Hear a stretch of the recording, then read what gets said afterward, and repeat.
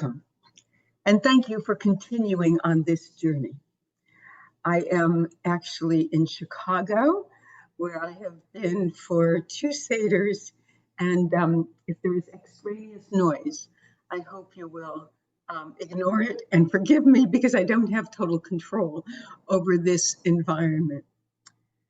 This journey is a journey that keeps changing and in a poetic sort of way is mirroring its earliest days, when every single day brought new statistics, new information, and new anxiety.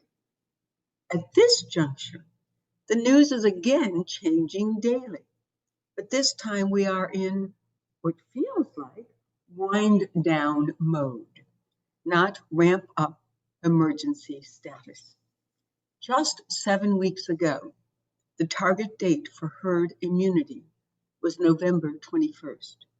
Just this last week, I heard the most optimistic projections are asserting that June 21st is not impossible. As vaccinations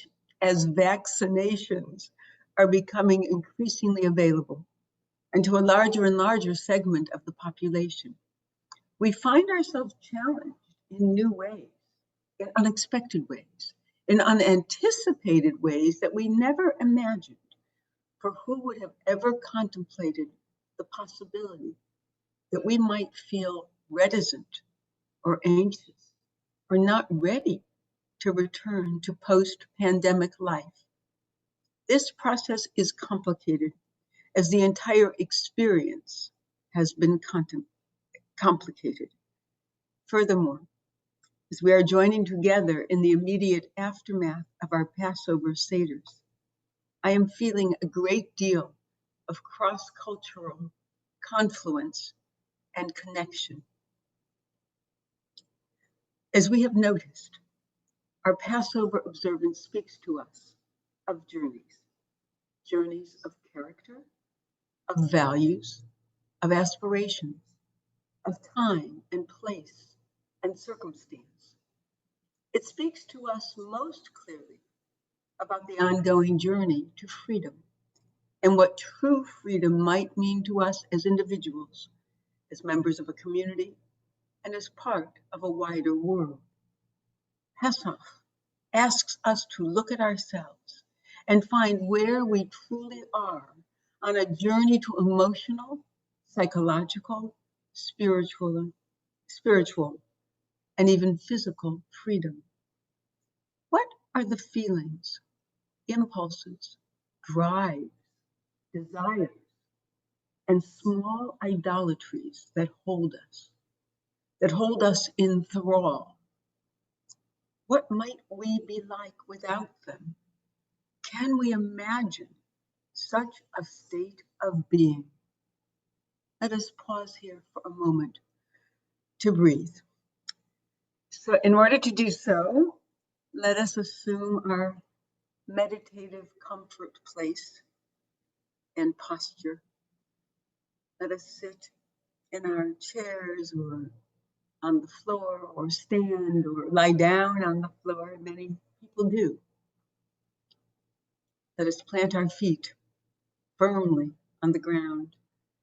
Allow our hands to unclench, our bodies to be ready, to be upright if we are in that position, but not to be tense, to sit with some ease. Let us close our eyes if that is our practice, close them softly if we prefer, and let us take, that good, full, deep breath.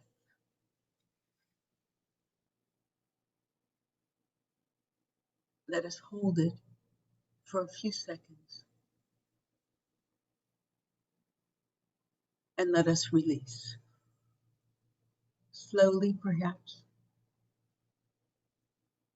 and enjoy the exhale and even a moment of not inhaling again until we do. With that intentional fullness depth,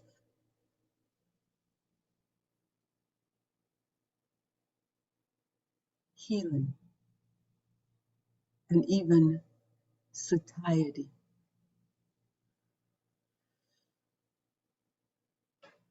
And as we breathe out, let us let go of all the holdings in our bodies, from the tops of our heads, our necks, our shoulders, our arms, our hands, our core, where we tend to just hold on to dear life. Let us let it go as we breathe in and breathe out. If yawning happens, that is so natural and expected.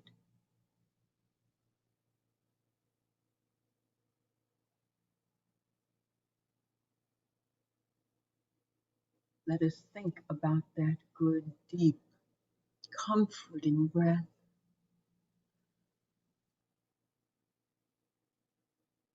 Let's hold on to it for maybe a count of 4.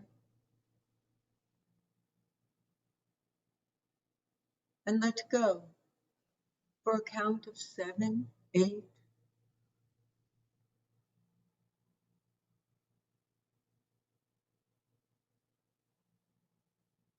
And let us rest for another few seconds before we breathe in again. There is a sense in which meditation is the ultimate freedom. For a few moments, we attempt to suspend ourselves in now, without thinking about the past, without anticipating the future, without recriminations over anything that has just happened or anticipating what is yet to come. We let go of everything that might distract us. We breathe, we exist, and we just are.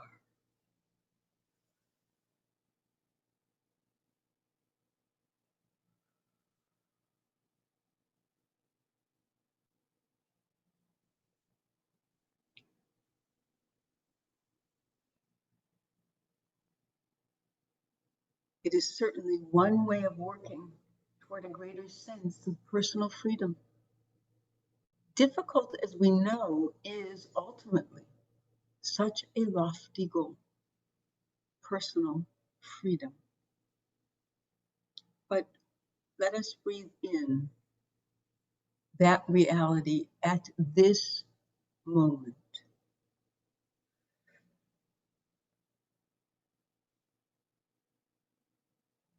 Nothing else demands our attention. Nothing else is causing us worry, connection, concern at this moment. We are plain, simple existence. We breathe that in.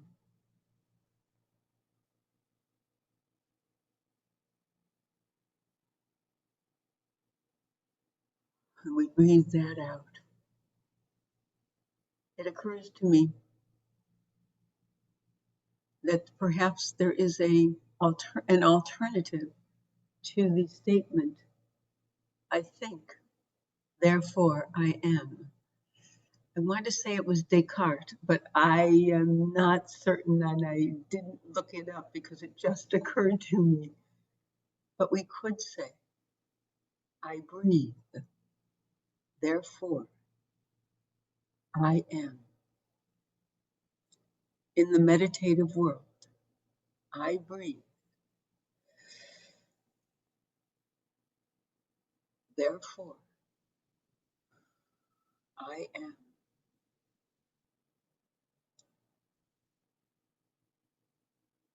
Our Pesach journey speaks of personal freedom, but within the context of communal and human freedom. Just this week, I heard a wonderful webinar offered by our Cleveland NCJW. Some of you may have heard it as well. It was with Dr. Dan Simon, president of University Hospitals Medical Center, and clinical psychologist, Dr. Suzanne Schneps, the topic of which was life after the vaccine. I found their presentation to be wise and humane, as it named the anxiety many of us may be feeling about returning to our normal lives. Among Suzanne Schneps' recommendations was to adopt a non-judgmental approach to all decisions regarding re-entry. In other words, if a small group is gathering, it should proceed according to the feelings of the least comfortable person in that group. If all are vaccinated, and yet one of the participants wants to continue wearing a mask, then all should do so without comment and without judgment. Some of us may be going into a grocery store for the first time in a year, and that can be anxiety producing. Her suggestion was to make a plan, to purchase perhaps 2 items, and then to leave. She cautioned that items may be in different places than they were a year ago.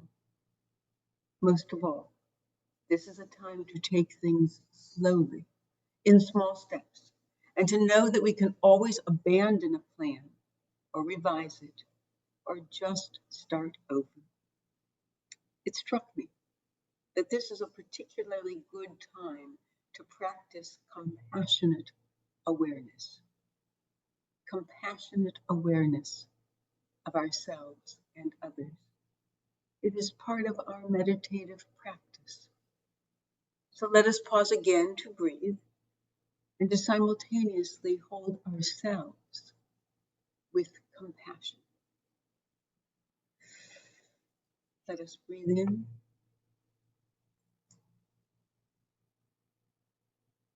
With that intention, with being good to ourselves, with being kind to ourselves. Compassion means we are regarding ourselves without judgment, without repercussions, without a punishing opinion.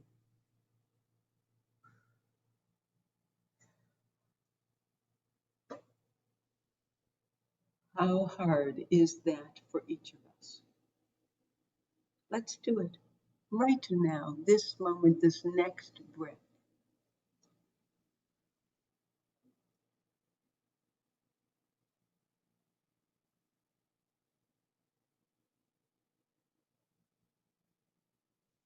And if we can hold ourselves with compassion,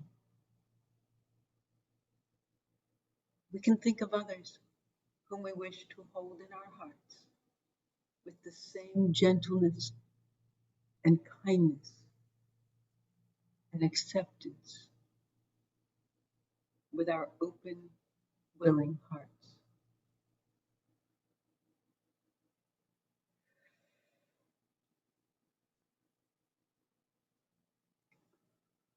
As we do this practice, really, of holding ourselves with compassion, of holding those we love with compassion, let us be open to whatever arises. Let us notice it, and let us release it for now, knowing that if it needs our attention, it will return. And if it doesn't, it is fine to let it go.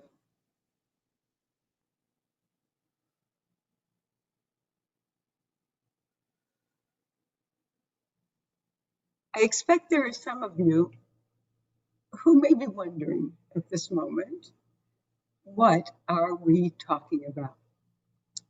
You have been planning a return for so long, you cannot imagine any hesitation. So let us all rejoice with those who are jumping in with both feet, even if our own approach is more hesitant.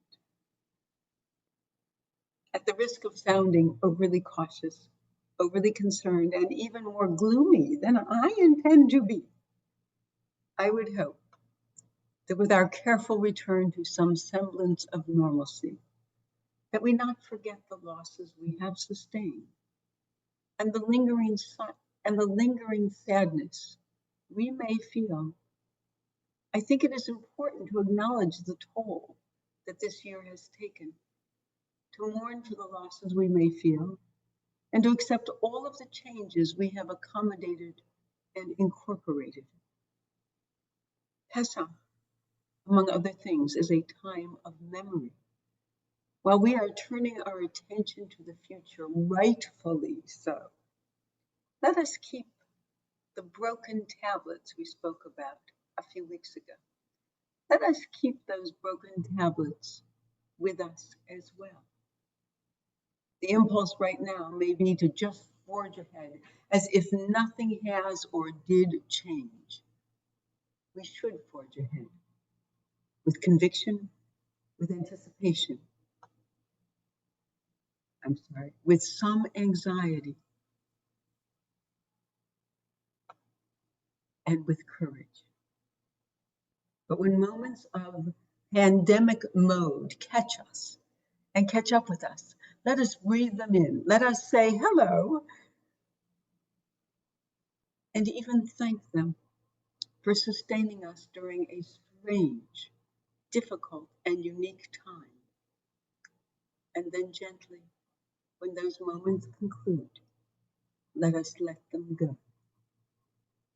We have lived a time few others have experienced.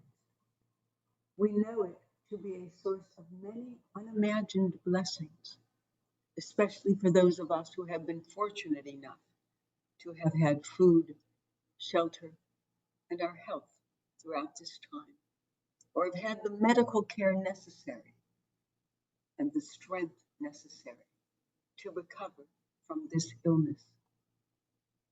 I realize that all of my musings today speak to the complexity of this past year plus we're going into overtime.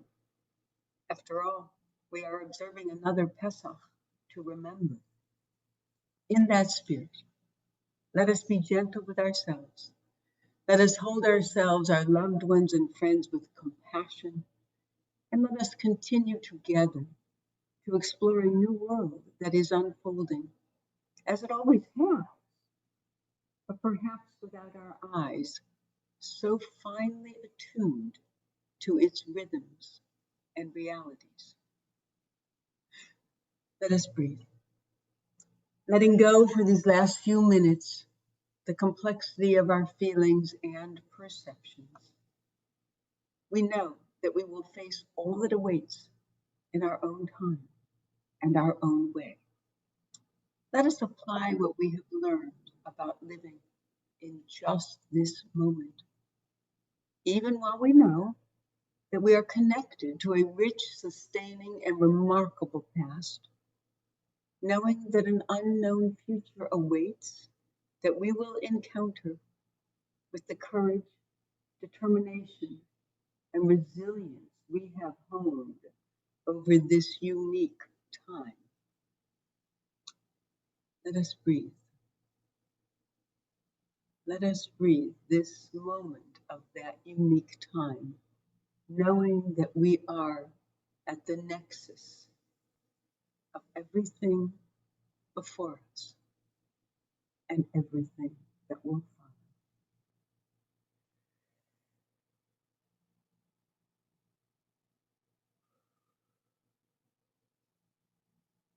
If it is helpful to concentrate, you may breathe in on a count of 8, hold for a count of 4, and breathe out for a count of 7, let us say, and then rest for another count of 3 or 4.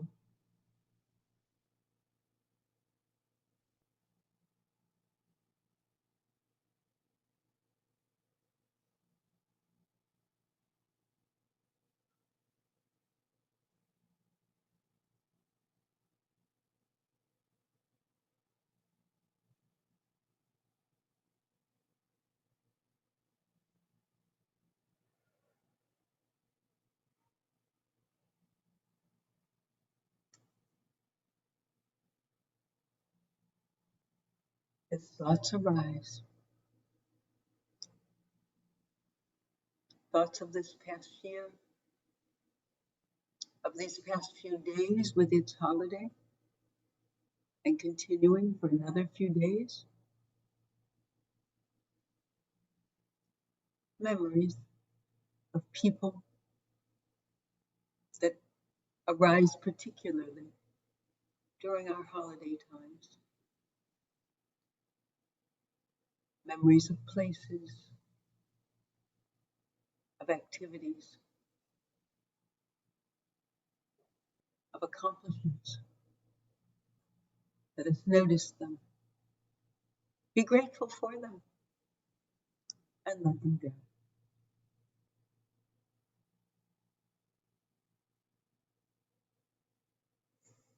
If thoughts arise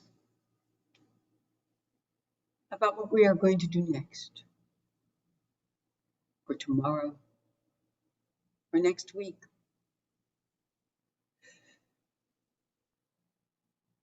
let us let them go. And let us enjoy, let us exult in the next breath, deep, healing, wonderful breath, knowing that if I breathe, therefore I am. It doesn't get any more basic than that.